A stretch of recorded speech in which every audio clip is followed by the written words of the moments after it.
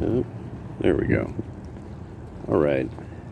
I was thinking about this because of this is coming up a lot, especially on the West Coast. Now everybody loves festooning themselves in like this new era of magic sigil, kind of satanic cool wear. Doing them, people brought back the mod and goth look of the 80s. And I'm actually shocked at the accuracy and the taste with which the mod look has come back. And it's the specific denim mod look. Somebody had double strap baby doll Doc Marten shoes on yesterday. I was like, the compliments on the shoes. I was like, those, you just don't see those anymore. You know, you don't see anybody wearing that style. So a style thing has happened that seems to harken back to the mid to late 80s with some accuracy. But mostly I've noticed to some degree to the guy's part, to some degree, but mostly to the women's part. And it's style. It's not looking really like it. It's being done in its own way, but it's definitely style has taken this on. Okay, so a whole thing I was thinking about the mystical arts of China. Many people don't really practice some kind of full system of mystical arts of India in the same way. Like there would be ashrams and things like that, but most of these, when you find out about people who had lived in ashrams, there was a lot about diet. What you were doing was you were adopting a type of religious Hindi lifestyle. So the idea being that there was some type of sort of secret of mental happiness as opposed to, say, anxiety. You had a mentality of, I'm going to have longevity on my side. I'm going to have friends who are into the same interest. It provided you because you run into these kind of people on the West Coast with not regularity, but with enough regularity. I mean, it would be like being in a part of the country where there's, what do you call them? It's Amish people, and that out here we have Mennonites, but I mean, you just don't encounter Amish people. But out here, you'll encounter people who are like raised in a commune or were in a cult at one time or something along those lines.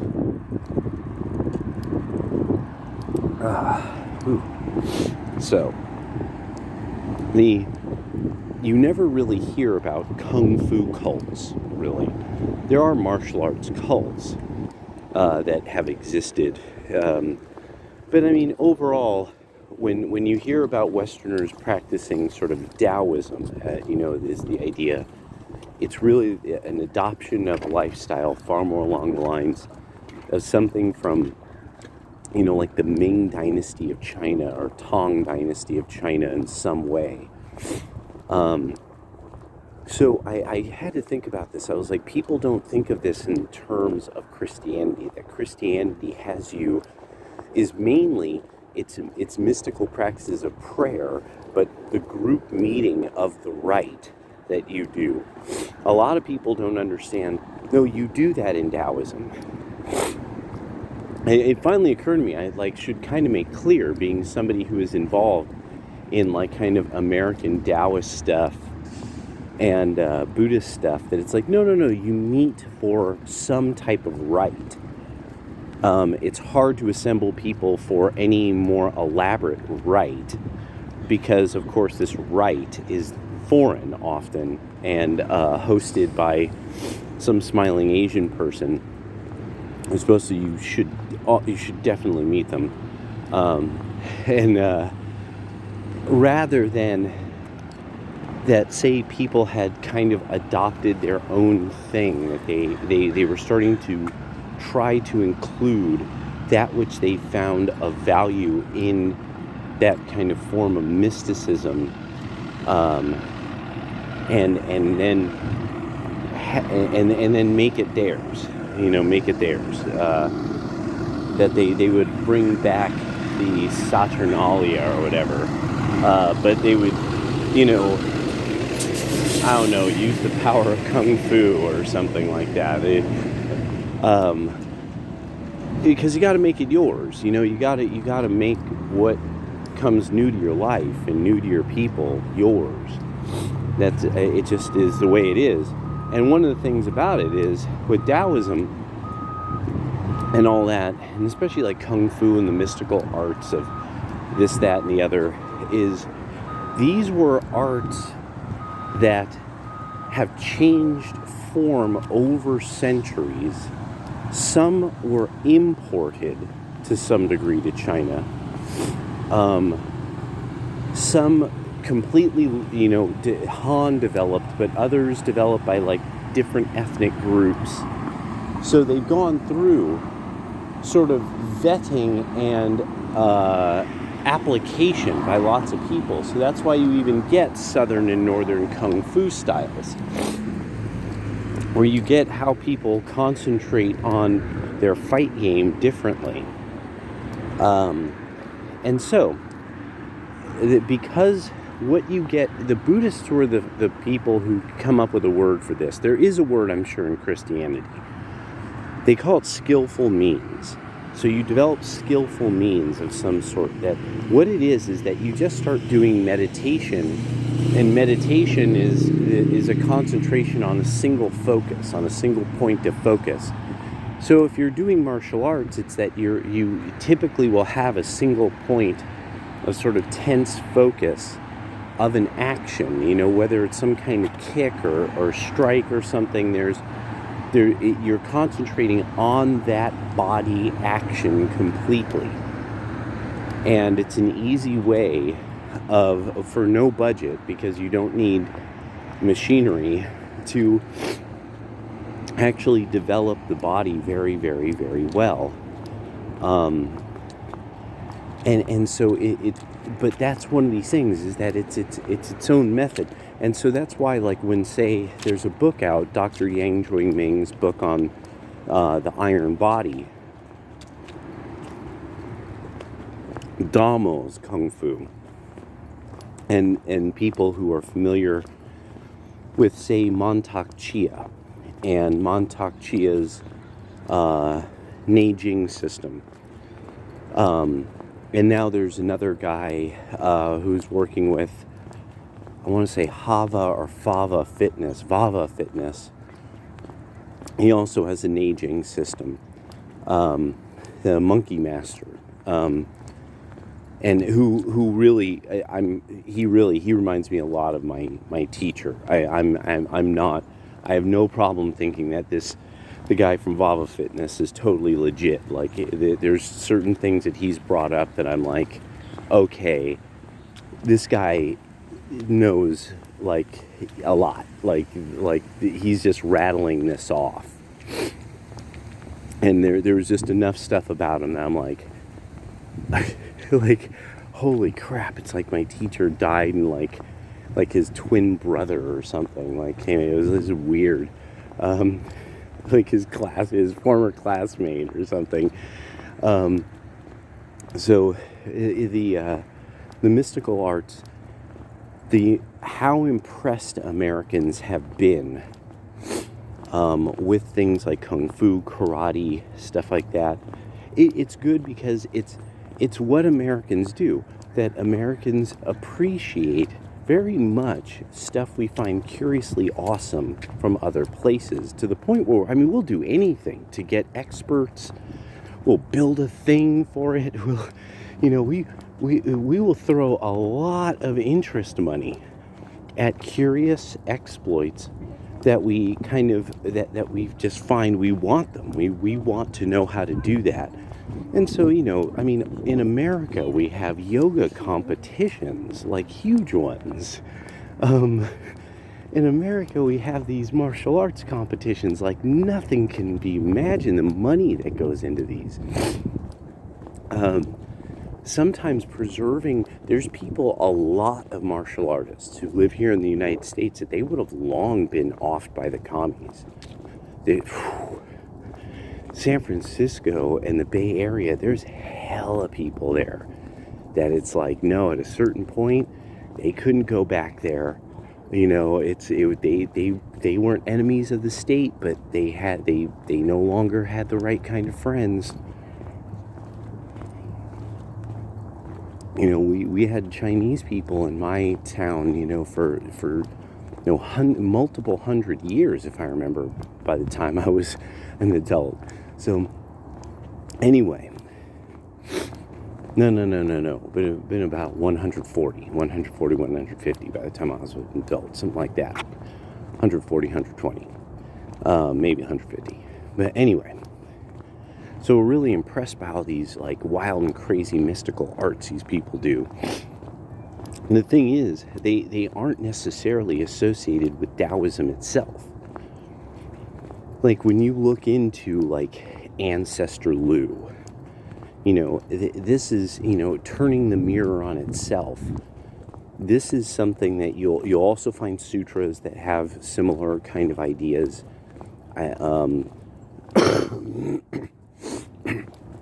But key to this is that's not necessarily attached to the Kung Fu, but that as I've gotten older, I now understand why, like, as my teacher did, he was like, so you need to study this or you'll be a brigand. You'll just be a guy who knows how to fight people. That's not special. And so I was like, okay, all right, there we go, that. And so it was good that, it was just, that's what now, and men start to figure that out. You need cultivation, because the fighter can only fight for so long. You need to cultivate everything about a person while they're young and they have the energy. This was my lucky thing. For the stuff my teacher did and said still pops up in my mind. And he was just a man. The mystical experience heavily relies on a period of time where you have the fool of the tarot deck truly lost in looking for the big things in life, such as the hanging man and death.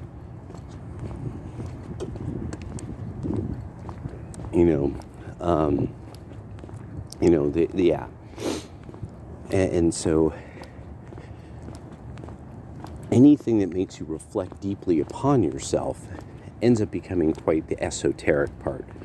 Now, things like the meditation on different parts of the body and stuff like that comes specifically from Neijing, that I can say, that is a unique quality of the Chinese. That's a unique quality, and it carried via Buddhism, mostly intact as systems to other places.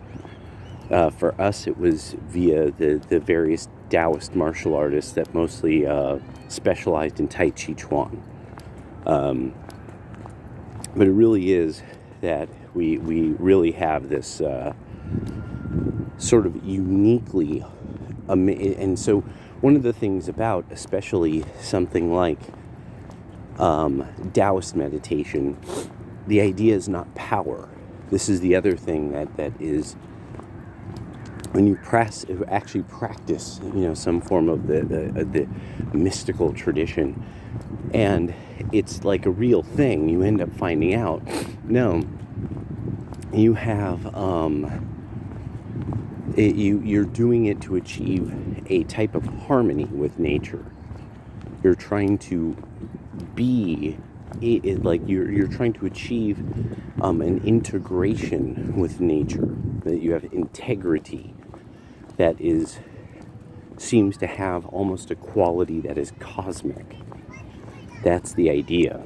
So, something that it becomes important is that this is why, like, I've ended up finding usually mysticism around Islam has to do with like achieving some kind of level of sort of alchemical power.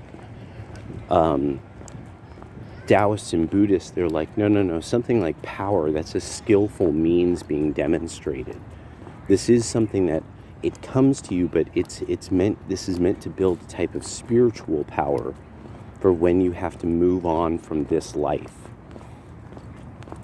And that you properly cultivate your spirit, your soul. Actually, beyond spirit, beyond Shen, you cultivate your Po, I believe is the thing, your soul. One of the disturbance of the Shen that you have to treat the Po. What was it? Is mint to cool the overheated physiology, or a person's physiology. They tend to have breakouts of the skin, tend to be wiry. They have veins. Their veins stand out. That's one. You'll be given po her, mint, and it's a way it treats the po. It keeps your po anchored, and your Shen from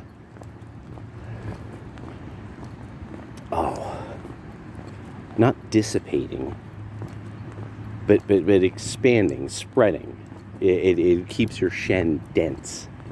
And it's weird to describe these things. It becomes something that you start to get used to how it feels when you've read about the way that herbal medicine works, and kind of you get a sense of, this is my cognitive mind.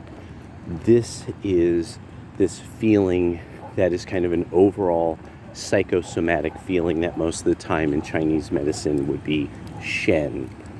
And then it almost demonstrates itself in mood, where something like the soul is a deeper thing that you can't act on. That it's something, you can't really act on it. And especially anybody who can detect things about it typically is a very advanced doctor, or is a type of, I think the term is like Wu-Ren or something. It's like this kind of person who, it's like a Taoist spiritual type of person. I've only heard of these type of people. I've never really encountered them. I've seen, organizations where a person like this would be at in San Francisco when I was growing up, but I like in a building that Yiquan Dao, it's I didn't know shit about it, and that my teacher concentrated on what was very, very, very practical. And then there was other stuff that came up in other education on, especially massage, that this all had to come up. Like your clients will describe things that are psychosomatic in nature, and you really should look for, these are the qualities. So look for these words. How a way that they describe something that is a very poignant phrase. They just feel run down. Though they're getting enough sleep, they're getting enough food, they still feel run down. And so you could tell very quickly, okay, so their kidney is kind of showing a bit of deficiency. They're not having the get up and go they want. But what's inhibiting their kidneys? And that's, or what's pulling the juice out of their kidneys, and like electrically, in a way. Because your kidneys are kind of like the batteries of your body in Chinese medicine. And so So yeah, so the mystical experience, because I had somebody tell me about their learning process and their use, so then I could apply my learning process and my use. And I had fundamentally some kind of wisdom in that tradition that yeah, I was very lucky. And in a lot of my schooling, I was unique because I was one of the only people who had a thing that could be called a teacher. And those of us who were martial artists that we had instructors that in some way, shape, or form knew something about the herbal arts or the Chinese medicinal system or the Japanese medicinal system or something along those lines, Qigong, stuff like that. We were a different bunch when I was in my schooling at, like, say, massage therapy school. We were different.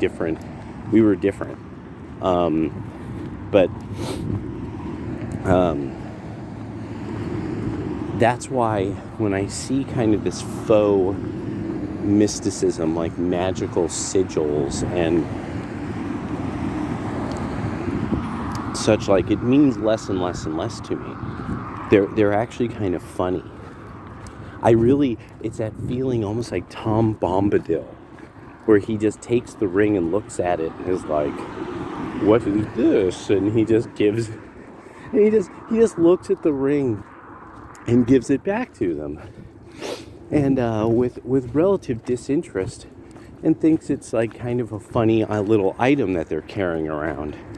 And so I like that happens in the story, because now I have sort of this way that I associate, the way that I think about, like, magic and stuff like that it's mostly like this trifling thing in one way, but that to all these other mortal beings, it's shaking up their world. And I like that I don't quite have the same sense of, like, that it's mysterious or that there's some kind of power in all these symbols, some inherent energy or something like that. That it's like, no, it's what you give it with the energy of your mind, because the energy of your mind is incredibly powerful. We want to think the thing we wrote down is powerful rather than our gullibility being amazing. Our ability to read something into a symbol is amazing. So I just wanted to put that out there. And so with the Christianity is the rabbi telling me that one time, Christianity is inherently mystical. And it is. Like, the Orthodox are the ones who really make sure they say these words. They talk about in the mystical body of Christ. And that's the whole point, is that there's a mystery. It is a mystery, and it's not a trick. It's not a parlor trick. It's not somebody using some ancient device to make, like, a priestess fly around in a cave. It's really this idea of, no, we are brought together as one body, and that there really is a spiritual nature to it, and that's our mystery. That's what makes us what we are, is that we're all brought together in this way. And now what's interesting is how important in the long run this becomes. You can see it on Twitter. All over Twitter, you could see how people will, you'll see kind of the Twitter Christian community will end up having that there's this constant appeal to the rest of to kind of the rest of the Twitter Christians for, in some way, basically they're saying on Twitter, can I get a witness? And it's an interesting phenomenon. I just think that's an interesting phenomenon. that I'll see this a lot, and I know I'm seeing usually Protestants, but that just because the likelihood of me seeing them using it. I'll see Catholics, Anglicans or Protestants. I'll see other, Orthodox and Catholics also posting. So with this idea that there's a power to your mental intention. So again, the proper kind of mysticism that it's the power in your mind that's making that powerful, and so where you have fundamentally right views as a basis of mysticism, say like in Buddhism, where it's like, no, it's your head that's doing that. It's not the symbol. The symbol is supposed to remind you of something, but it's in your mind. And so without also then it being your mind, you never really change in the way that you originally wanted, that you assume the system of mysticism in the first place. If you don't see a positive change, it doesn't work. And so that's why you then get like sort of these more renowned fighting schools, because there are probably many. I mean, we see them, all these kind of weird bullshido things and stuff. That, like the Japanese master who could throw chi at people, stuff like that. But that at a certain point in like a place like China, that to defend this place that had attracted people seeking out some kind of refuge from the world, they also had attracted people who could fight like hell, and various former soldiers and stuff, and people who had wrestling experience and things like that. And so, they end up getting renowned for the people who could fight there, even though that's not even the basis of what they do. Same with the Shaolin. All right, well, I'm going to get going because I've been talking too long, and my walk is going to end soon. I'm going to run out of power on this later.